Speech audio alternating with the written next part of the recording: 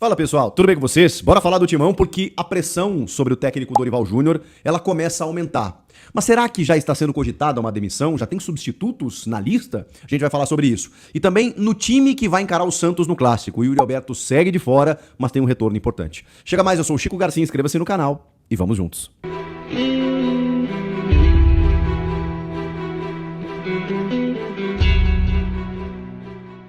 Bom, rapaziada, nos treinamentos da semana, a gente estava vendo a evolução do Yuri Alberto e do Caio César, juntamente...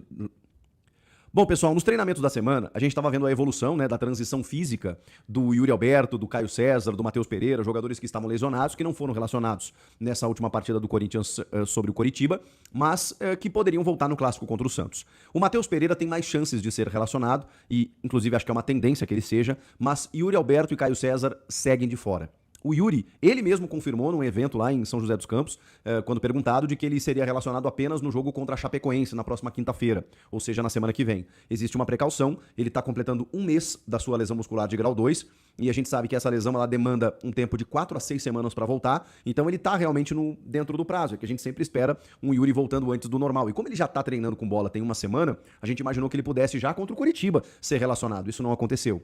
E então... Quando isso aconteceu, a gente pensou, bom, então contra o Santos ele joga com certeza. Também não vai acontecer, dito pelo próprio Yuri Alberto. E o Caio César da mesma maneira. Então os dois devem retornar apenas diante da Chape. Se tem alguém para voltar, talvez seja o Matheus Pereira no meio campo. E aí a gente já monta essa escalação. O André Carrilho, ele perdeu 2 dias de treinamentos, participando de uma atividade apenas na parte interna do CT, por conta de uma espécie de fadiga. O Carrilho, ele teve um ano muito conturbado, 2025, ele retorna, consegue ter uma sequência, mas ainda assim num nível físico bem abaixo, né, do que a gente já acompanhou do André Carrilho, né, um jogador tão importante desde que chegou ao clube. E agora, mais uma vez, né, a gente vai ter que se acostumar com essa rotina, são jogadores acima de 30 anos, jogando de 2 dias e meio em 2 dias e meio, aí não tem como, você não tem período de recuperação, por isso que é importante você ter um elenco um pouquinho melhor, e as lesões, elas foram consequências de uma sequência de 9 jogos no mês de fevereiro, não tinha como ser diferente. Mas é claro que as atuações elas também não estão recomendando, seja pelo aspecto físico ou técnico, eu já vou entrar nessa questão. Vou tentar projetar o time, porque me parece que vai ter mudanças. O Hugo Souza vai ser o goleiro, nas laterais o Mateuzinho e o Matheus Bidu, na dupla de zaga o Gustavo Henrique e o Gabriel Paulista, até aí tudo certo. Eu colocaria, e acho que é uma tendência até, que o Rodrigo Garro vá para o banco de reservas. Ele não jogou bem contra o Coritiba, ele não vem jogando bem, e ele não se dá bem, ou não tem se dado bem com o Bidon no time. Acho que essa é uma avaliação que está acontecendo, de que Garro e Bidon não podem jogar juntos. Porque você mata o principal do Breno Bidon, no seu melhor momento do ano passado, e também o Bidon acaba matando o Rodrigo Garro. Eles são características diferentes, mas você precisa ter uma dinâmica de meio diferente. O Garro não está, tecnicamente, individualmente no seu melhor momento. Então, nesse aspecto, ok você ter um jogador como o Garro para segundo tempo, para uma bola parada, para um chute a média distância, para entrar descansado, e aí, dentro de um nível físico, jogar numa alta intensidade durante, 30 minutos, tá bom, faz parte.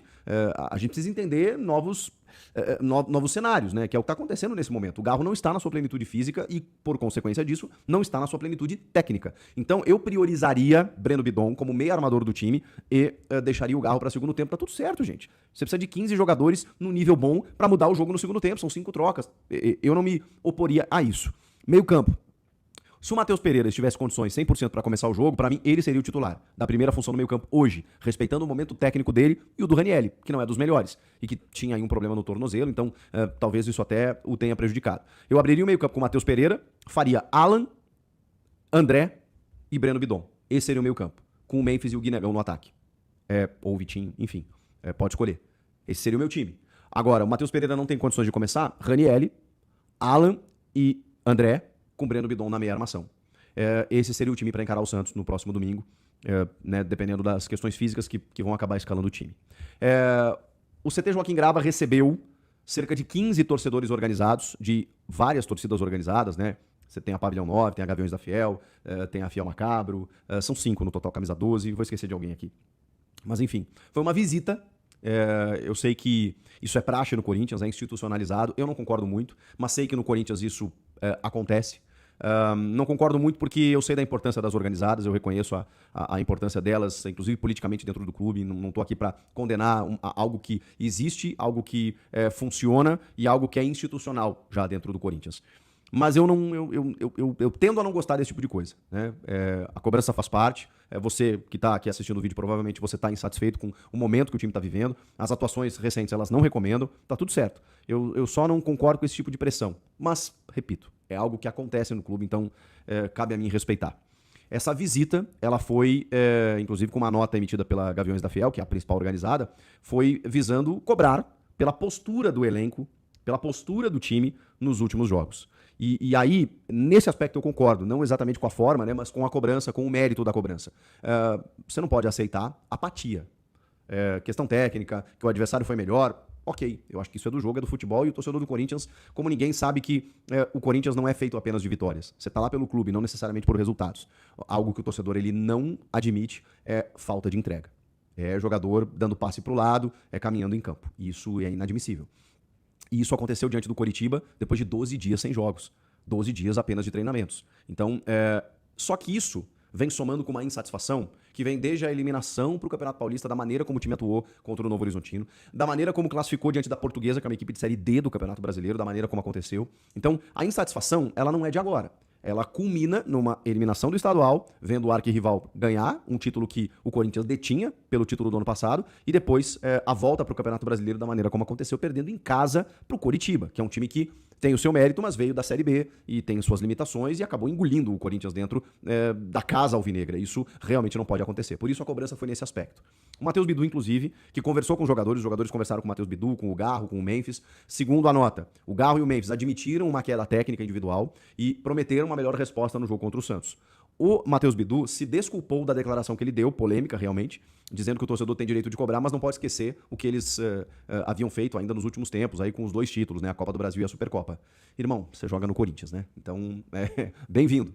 Não adianta nada, e ok, foi legal, a gente valorizou, jogar da maneira como jogaram, contra o Flamengo, inclusive, ganhando o título, a Copa do Brasil, tá tudo certo, mas isso não pode significar, e a fala dele parece que simboliza isso, uma acomodação, uma zona de conforto.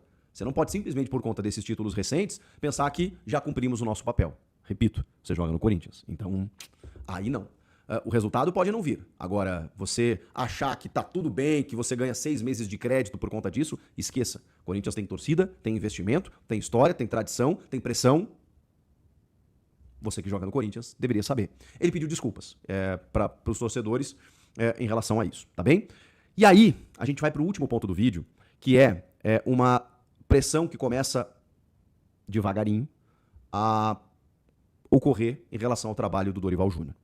De antemão, eu já digo para vocês aqui, separando a opinião da informação, eu digo para vocês que é completamente descabido, na minha opinião. Eu sei que muita gente concorda, eu sei que muita gente que a cabeça do Dorival não é de hoje e que ele acaba se sustentando por resultados, né? O Dorival, por muitos, já teria sido mandado embora, mas aí ele foi ganhando, né? Ele ganhou uma Copa do Brasil, ele foi avançando, ele eliminou o Palmeiras, ele ganhou a Supercopa, e aí ele vai ganhando sobrevida, para muitos. Eu discordo frontalmente dessa pressão, porque exatamente pelos resultados. O Dorival já deu resultados ao Corinthians. E os resultados, eles não vieram por acaso, eles vieram por trabalho. No momento de muita dificuldade, de transferban, sem poder contratar, de muitos problemas, em que ele resolveu. Ele encontrou soluções, que eu já cansei de falar aqui. A dupla de zaga hoje, é uma insistência dele, com a chegada do Gabriel Paulista, fixando ao lado do Gustavo Henrique. O crescimento dos laterais é trabalho do Dorival. Um meio-campo diferente, com o Breno Bidon sendo meio armador, é obra do Dorival. O André, como titular, que ele foi buscar na base, é obra do Dorival. Ele tem inúmeros serviços prestados nesse, sei lá, quase um ano de Corinthians.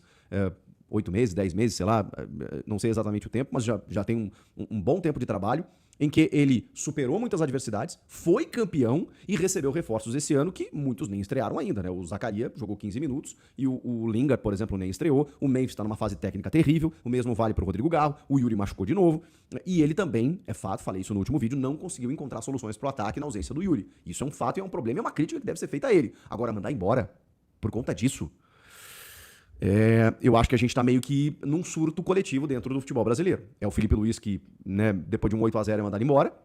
É o Hernan Crespo que, líder do Brasileiro, é mandado embora. Porque, assim, as diretorias elas chegam num ponto em que a questão técnica ela é subjetiva. Só que, na minha opinião, isso deveria ser o primordial. Mas, enfim, agora indo para a informação. O fato Dorival sim está sendo pressionado internamente. Informação do Fábio Lázaro, do Portal UOL. O Samir Carvalho também trouxe essa informação. O Samir trouxe até uma possibilidade de um técnico já substituto. Eu já vou falar sobre isso. Mas o Lázaro, ele trouxe um relato muito interessante, cara, e realmente isso é verdade. As declarações do Dorival a respeito do volante André, é óbvio que elas não repercutiram bem. E aí você soma isso, porque naquele momento o torcedor ficou do lado do Dorival. Pô, o Dorival defendeu o patrimônio do clube, defendeu o André, beleza. Só que no momento em que ele fala isso, contrapondo uma vontade da direção, naquele momento, direção você, né, coloca Marcelo Paz e Osmar Stabile.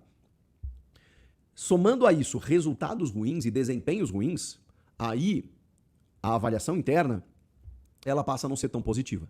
Do tipo, ele ganhou um tamanho pelos títulos que ele conquistou, ele tá pedindo reforços publicamente, dizendo que todo mundo que tá chegando é apenas uma reposição, que ele precisa de muito mais. O Dorival nunca fez isso na vida, mas no Corinthians ele faz. E ele conquistou isso, porque ele botou um título de expressão, 2, aliás, dentro do clube. E aí você ganha tamanho. Isso incomodou pela maneira como ele se portou nas coletivas. Pela sinceridade extrema, digamos assim.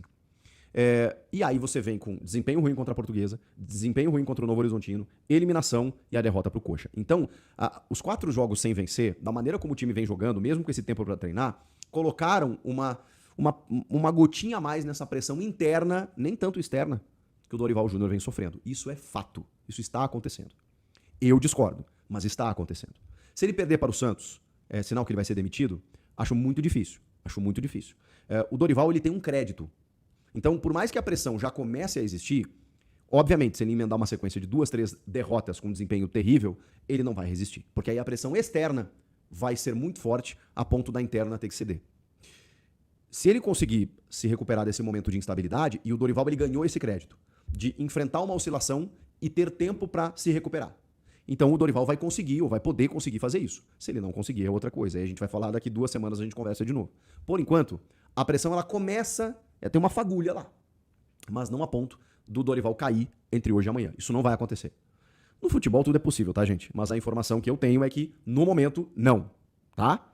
Perdeu pro Santos, a gente volta a conversar. Não acho que caia mesmo com derrota. Tomou um 4-0. Ainda acho que não cai. Mas aí eu já começo a perder o controle, né? Já começo a perder porque a gente não sabe como a pressão externa pode convencer o ambiente interno do Corinthians, que já começa a olhar pro Dorival com outros olhos, tá? Então, esse é um ponto. Segundo, o Samir já coloca o Cuca como uma possibilidade. De tudo que eu ouço a respeito do nome do Cuca, com as pessoas que eu converso, todo mundo me nega veementemente. As frases que eu ouço, que eu sempre ouvi sobre o Cuca no Corinthians não precisamos disso. Porque, embora todo mundo entenda o Cuca como um bom treinador, trazer o Cuca gera uma complicação no extracampo, que o clube precisa resolver, por todo o histórico que eu nem preciso citar.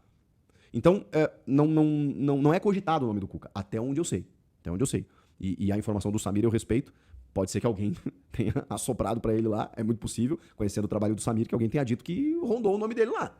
Né? E eu não duvido de nada do futebol, verdadeiramente. Mas das outras pessoas com quem conversei, esse nome não é cogitado. Então, primeiro, Dorival não vai cair, eu acho, pelo que eu sei, nos próximos dias. Caindo, Cuca não é cogitado. Mas eu sempre deixo uma porta aberta, porque no Corinthians realmente tudo pode acontecer. O grande resumo disso tudo o Dorival não tem mais a vida tão tranquila quanto tinha. E talvez resultados já não garantem mais treinador nenhum no futebol brasileiro. Porque o Felipe Luiz e o Crespo não caíram por eles, caíram por outras questões. E se o Dorival cair no Corinthians, talvez nem seja pelos resultados. Então é pra gente ficar atento. Mas é claro que o resultado, o que ele faz? Ele dá a desculpa que o dirigente quer. Perdeu o clássico, tomou uma pancada, emendou 3 derrotas seguidas, bom, infelizmente eu vou ter que demitir. Sabe aquela história? Porque senão vão ter que enfrentar o que o BAP e o que o Rui Costa estão enfrentando em São Paulo e Flamengo. Eles estão tendo que esclarecer, explicar por que eles estão tirando técnicos que estão bem dentro de campo. Porque são outras questões.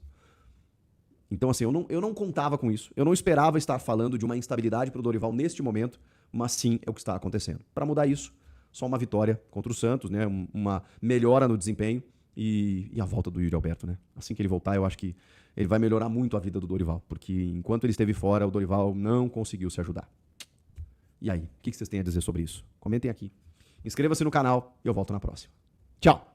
Fiel, o resumo desse furacão é o seguinte: os caras tomaram a dura das organizadas, prometeram mudar de atitude, mas a corda está arrebentando no pescoço do Dorival Júnior. O clima lá dentro pesou de vez. Agora eu quero ouvir a maior torcida do Brasil aqui nos comentários. Vocês acham que é hora de demitir o Dorival Júnior se ele perder o clássico pro Santos? Ou a culpa por esse apagão é só dos jogadores de milhões que estão em campo? Deixa aqui sua resposta. e o seu palpite pro clássico aí embaixo, que eu vou ler tudo. Tamo junto e vai Corinthians!